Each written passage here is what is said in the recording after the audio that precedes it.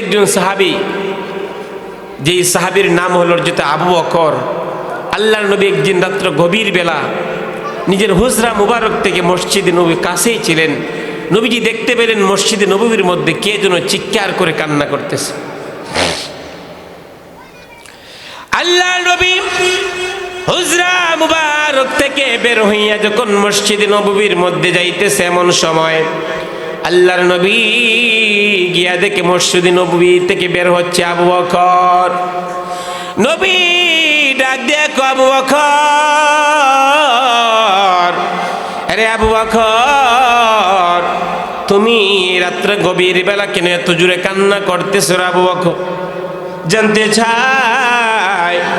আবু বকর ডাক দিয়া বলি, ইয়া রাসূলুল্লাহ, ইয়া হাবিবাল্লাহ, নবী গো, ওগো মায়ের নবীজি,